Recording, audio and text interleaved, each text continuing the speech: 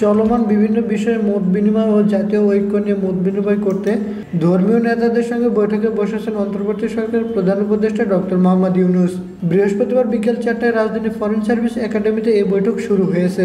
বৈঠকে ধর্মীয় নেতাদের মধ্যে কে কে উপস্থিত রয়েছেন বা কারা আমন্ত্রণ পেয়েছেন তা এখনও জানা যায়নি। এর আগে বিভিন্ন রাজনৈতিক দল ও ছাত্র প্রতিনিধিদের সঙ্গে বৈঠক করেছেন প্রধান উপদেষ্টা। এক ব্রিফিংয়ে প্রধান উপদেষ্টার প্রেস সচিব শফিকুল আলম জানিয়েছিলেন, জাতীয় ঐক্য আহ্বান নিয়ে ছাত্রনেতা, রাজনৈতিক দল ও ধর্মীয় সম্প্রদায়ের নেতাদের সঙ্গে পৃথক পৃথক বৈঠক করবেন প্রধান উপদেষ্টা ডক্টর মোহাম্মদ ইউনূস।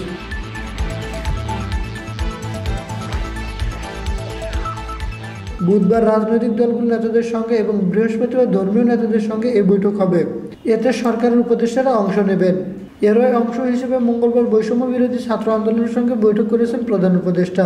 সন্ধ্যায় যমুনার এই বৈঠক শেষে ছাত্র আন্দোলনের আহ্বায়ক হাসনাত আবদুল্লাহ সাংবাদিকদের জানায়, বৈঠকে তারা সরকারের কাছে ভারতের সঙ্গে আওয়ামী লীগ সরকারের সব গোপন চুক্তি জনসম্মুখে প্রকাশের দাবি জানিয়েছেন।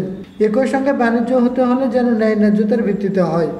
গণ-অভ্যুত্থান নেতৃত্ব দেওয়া বৈষম্য বিরোধী ছাত্র আন্দোলনের প্রতিনিধির সঙ্গে মত বিনিময়ে প্রধান উপদেষ্টা বলেন, খুচরাভাবে কয়েক শিক্ষার্থীর সঙ্গে আগে দেখা হয়েছে, আজ অনেকের সঙ্গে দেখা হলো, ভালো হলো। রিফাতুল ইসলাম, স্কাই চ্যানেল।